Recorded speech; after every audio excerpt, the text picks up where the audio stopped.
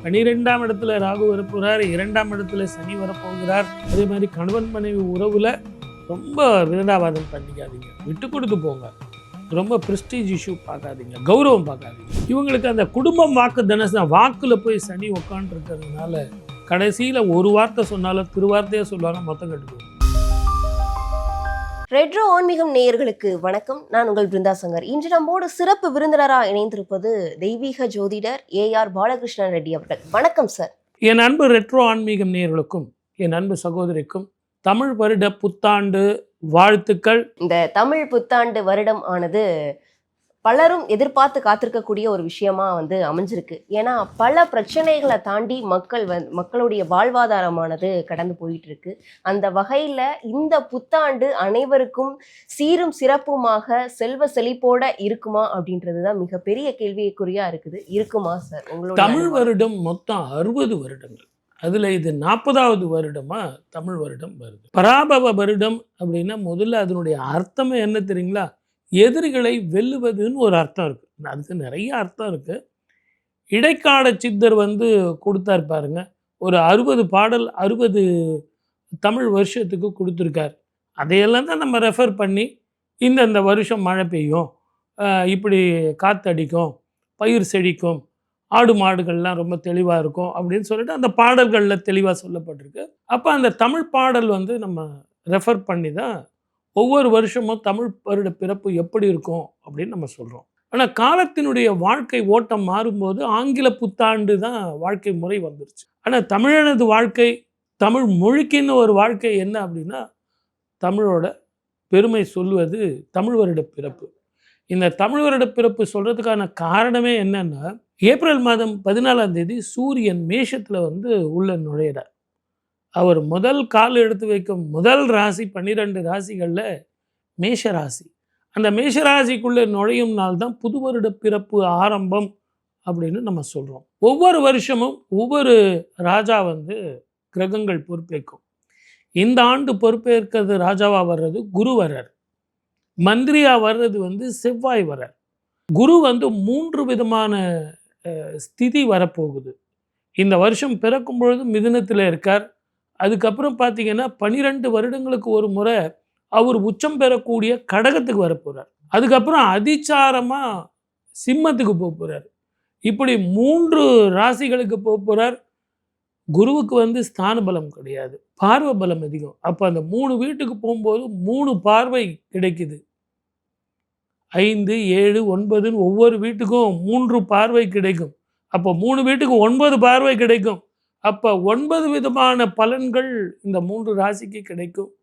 இதனால் மற்ற ராசிகளுக்கும் பெனிஃபிட் இருக்கும், நிறைய பிரச்சனைகளுக்கு தீர்வாக இருக்கும். கண்டிப்பாக பொறுத்திருந்து பார்க்கலாம். பொது பலன்களை பற்றி நிறைய விஷயங்கள் சொல்லியிருந்தீங்க. இந்த தமிழ் புத்தாண்டு பராபவம் அப்படின்ற ஒரு வருடமாக ஆரம்பிக்குது. இருக்கக்கூடிய அனைத்து ராசிக்காரர்களுக்கும் எந்த மாதிரி இருக்கும் அப்படின்னு ஒவ்வொரு ராசி ரீதியாக நம்ம பார்த்துடலாம். கும்பராசிக்காரர்களுக்கு இந்த தமிழ் புத்தாண்டு எந்த மாதிரியான நற்பலன்கள் கொடுக்கும் சார்? ரொம்ப ஜாக்கிரதையாக இருக்கணும். ஏன்னா ஜென்மத்தை விட்டு சனி விலகினார், அதே மாதிரி ஜென்மத்தை விட்டு ராகு விலக போகிறார். 12ஆம் இடத்துல ராகு வரப்போகிறார், 2ஆம் இடத்துல சனி வரப்போகிறார். பார்ட்னர்ஷிப் பிஸ்னஸில் சார் அவர் என்ன கேட்காம ஒரு 50 ரூபா எடுத்துட்டார் சார், என்னை கேட்காம அவர் பாட்டு வித்ட்ரா பண்ணிட்டார் சார். குற்றம் பார்க்கில் சுற்றம் இல்லை. அதே மாதிரி கணவன் மனைவி உறவில் ரொம்ப விதண்டாவாதம் பண்ணிக்காதீங்க, விட்டு கொடுத்து போங்க. ரொம்ப ப்ரெஸ்டீஜ் இஷ்யூ பார்க்காதீங்க, கௌரவம் பார்க்காதீங்க. நான் அப்பயே சொன்னேன், நீ கேட்கவே இல்லை. அந்த மாதிரிலாம் பேச அது கும்பராசிக்காரர்களுக்கு இருக்கக்கூடிய ஒரு குணாதிசயம். என்ன பண்ண முடியும்? இருந்தாலும் இப்போ காலங்கள் நல்லா இருந்தீங்களே. இப்போ எப்போவுமே நமக்கு நேரம் நல்லா இருந்ததுன்னா, எங்கள் வீட்டுக்காரர் அப்படி தாங்க அப்படின்னு விட்டு கொடுத்து போயிடுவாங்க. நேரம் நல்லா இல்லைன்னா எப்போ பார்த்தாலும் திட்டிகிட்டே இருந்தா எப்படிப்பா அப்படின்வாங்க. ஆகவே நமக்கு அந்த நேரம் தகுந்த மாதிரி வாக்கு வெளியே விழும். அந்த வாக்கை சுப வார்த்தையாக மாற்றிங்க. அதே மாதிரி மேலதிகாரிகள் தொல்லைகள் நிச்சயமாக இருக்கும். அதுலேயும் வேற்று மொழி இனத்தவர்கள் சேருவாங்க. அவங்கக்கிட்ட ஒரு குட் மார்னிங் ஒரு குட் நைட் சொல்ல பழகிங்க. நான் ஏன் சார் அவனுக்கு சொல்லணும், நான் எதுக்காக அவனுக்கு சொல்லணும் அப்படின்னு சொல்லாதீங்க. அதே நேரத்தில் நீங்கள் எவ்வளோலாம் உழைக்கிறீங்கிறத அவங்களுக்கு புரிய வைங்க. நான் இவ்வளோ கஷ்டப்பட்டு இந்த ப்ராஜெக்டை முடிச்சிருக்கேன் அப்படிங்கிறத சொன்னீங்கன்னா, கொஞ்சம் நீங்கள் விட்டு கொடுத்து போனீங்கன்னா உங்களுக்கு வர வேண்டிய ப்ரொமோஷன் வரலனா கூட உங்களுக்கு வர வேண்டிய பணம் வந்து சேரும். கண்டிப்பா சார். நீங்க விட்டு கொடுத்து போகணும்னு சொல்றீங்க. நீங்க இலையை வந்து சொன்னீங்க. இந்த ராசிக்காரர்கள் அந்த குணம் வந்து இருக்கும் அப்படின்னு சொல்லிட்டு, அதாவது தான் தான் அப்படின்ற ஒரு குணம் வந்து இருக்கும் அப்படின்ற மாதிரி நீங்க சொல்லியிருக்கீங்க. என்ன காரணம்? இவர்கள் இறங்கி வந்தா இன்னும் நல்லா இருக்கும் இல்ல தானே? இவங்களுக்கு அந்த குடும்பம் வாக்கு தனசம் வாக்குல போய் சனி உட்காந்து இருக்கிறதுனால கடைசியில் ஒரு வார்த்தை சொன்னாலும் திருவார்த்தையாக சொல்லுவாங்க, மொத்தம் கெட்டு போயிடும். அதனால் முடிஞ்ச வரைக்கும் கோபத்தை மனசு உள்ளேயே அடக்கிக்கிட்டு எதுவும் பேசாமல் இருக்கிறது நல்லது. எது எப்படி இருந்தாலும் இந்த 7.5 சனி உங்களுக்கு பாதச்சனி. பயணத்தில் கவனமாக இருக்கணும். இரவு பயணத்தை தவிர்ப்பது நல்லது. அதுலேயும் குறிப்பாக 2 வீலர் 4 வீலரில் நான் தனியாக போகிறேன், ஹேபிட்ஸை வந்து பார்த்துங்க. வேற்றுமொழி ஆட்களோடு உறவுகளை வந்து கவனமாக வச்சுங்க. அவங்களால தான் லாபம் வரும், அவங்களால தான் பிரச்சனை வரும். நிதானமாக இருக்கு. அப்போ இந்த காலகட்டங்களில் இவர்கள் சொத்துக்கள் வாங்குறதெல்லாம் யோசிக்க கூடாதுன்னு சொல்லலாமா? இப்போதைக்கு அவங்களுக்கு அடிப்படையே பிரச்சனையாக இருக்கும்போது இது எங்கே அவங்க வாங்க முடியும்? உடம்பும் பாதிக்கும், மனோதைரியமும் குன்றி போயிருப்பாங்க. எனக்கு தெரிஞ்சது இப்போ ஊரை விட்டு போகிறதோ, வெளி மாநிலத்திலையோ ஊருக்கோ போகிறதோ ஓரளவுக்கு நல்லதை தரும், மன நிம்மதியை தரும். இடமாற்றம் இருந்தால் நல்லா. ஆமாம், ஒரு சில நேரங்களில் சில செப்பரேஷன் நல்லது. ஏன்னா நீங்கள் வீட்டில் இல்லைன்னு வச்சிங்களேன், உங்களுடைய வேல்யூ மனைவிக்கு புரியும். மனைவி இல்லை அப்படின்னா கணவனுக்கு புரியும். குழந்தைங்க இல்லைன்னா தான் அந்த கஷ்டம் தெரியும். அப்போது சில நேரங்களில் சில பிரிவுகள் மிகப்பெரிய திருப்பத்தை கொடுக்கும். கண்டிப்பா. இவர்கள் எந்த மாதிரியான தெய்வ வழிபாடுகளை மேற்கொண்டா சிறப்பா இருக்கும்? யாரு சனீஸ்வரரை வழிபடணும். ஆலங்குடி அப்படிங்கிற குரு கோவில், இந்த 2 பேரை வழிபடணும். சனிக்கிழமை தோறும் சனீஸ்வரருக்கு எழுதீபம் போடணும். பசுமாட்டுக்கு அகத்திக்கீரை கொடுக்கணும். அடுத்த 2.5 வருஷம் தொடர்ந்து செய்யணும். ஒரு வாரம் நீங்கள் விட்டுட்டீங்க அப்படின்னா கொஞ்சம் டென்ஷன் இருக்கத்தான் செய்யும். இருந்தாலும் தானங்களும் தர்மங்களும் மனோதைரியத்தையும் மன நிம்மதியும் சந்தோஷத்தையும் கொடுக்கும். இந்த ராசிக்கார குழந்தைகளுக்கு எப்படி சார் இருக்கும்? குழந்தைங்களை படிப்பில் கவனம் இருக்காது, கேர்லெஸ் மிஸ்டேக் பண்ணுவாங்க. எனக்கு எல்லாம் தெரியும், நீங்கள் வேணால் கேளுங்க அப்படின்வாங்க. மெமரி லாஸாக இருக்கும். கொஷின் பேப்பர் பார்த்தோன்னே ஃபங்க் ஆகிடுவாங்க. அவங்களுக்கு கொஞ்சம் தைரியம் கொடுங்க. அயர்ன் அண்ட் ப்ரோட்டீன் கொஞ்சம் நிறைய ஃபுட்டு, கீரை கொஞ்சம் நிறைய சேர்த்துக்குங்க. பேரிச்சம்பழம் பால் நிறைய கொடுங்க. படிக்கிற பிள்ளைங்க அரவணைச்சு போங்க, அதிகாரம் பண்ணாதீங்க. அப்போது அன்பால் நீங்கள் திருத்துக்குங்க. ஏன்னா அவங்களுக்கும் அந்த மெமரி லாஸ்ன்னு ஒன்று இருக்குது. அது because of iron and protein deficiency.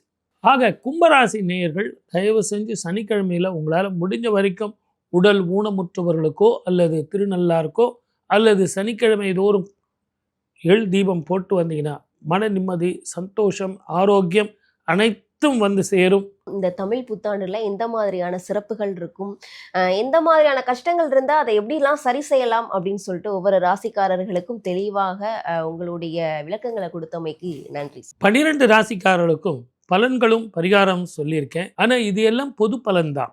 ஆனால் உங்கள் ஜாதகத்துக்கு இப்போ என்ன மகாதிசை நடந்துக்கிட்டு இருக்கு, கிரக ஸ்திதிகள் எப்படி இருக்குது, சனீஸ்வரரும் குருவும் ராகுவும் கேதுவும் மற்ற கிரகங்களும் எப்படியெல்லாம் ஸ்திதி இருக்குது, அந்த பலன் உங்களுக்கு எப்படி கொடுக்கணும் அப்படிங்கிறத பார்க்கணும்.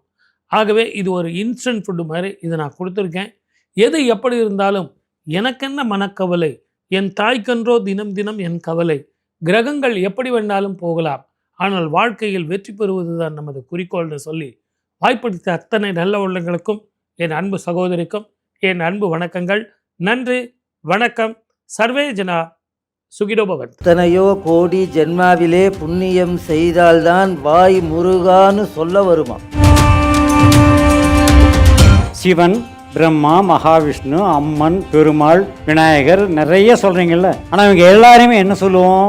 இந்து கடவுள்னு சொல்லுவோம். ஆனால் ஒரே ஒரு கடவுளை மட்டும்தான் தமிழ் கடவுள்னு சொல்றோம். இதுலயே தெரிஞ்சுக்கலாம் முருகருடைய சிறப்பு என்னன்னு. நான் என்னையா தப்பு பண்ணேன்? எனக்கு தெரியல உன்னை பத்தி, அதுக்காக எனக்கு இவ்வளோ பெரிய தண்டனை கொடுத்தியா நீ? ஓன்னு அழறேன். உலகளந்த பெருமாள்னு கேள்விப்பட்டிருக்கோம். யாரை சொல்லுவா? பெருமாளை சொல்லுவார். ஆனா முருகப்பெருமான் 2வது முகமாக பூமிக்கும் வானத்திற்கும் காட்சி கொடுக்கக்கூடிய முருகன் 2வது முகம் வாமதேவ முகம்னு பேரு. உங்களுக்கு ஒரு கஷ்டம் வந்துருச்சு, என்ன பண்ணுவீங்க? முருகன்னா சொல்லுவீங்க, ஐயோ முருகா என்னை எப்ப காப்பாத்துவ? எனக்கு யாசகம் போட்டுட்டு போனாங்க. நான் யாசகம் வாங்க போன இடத்துல உட்கார்ந்தேன்னு கூட எனக்கு தெரியாது. அதாவது சொல்லுவாங்க, செவ்வாய் வருவாய் அல்ல.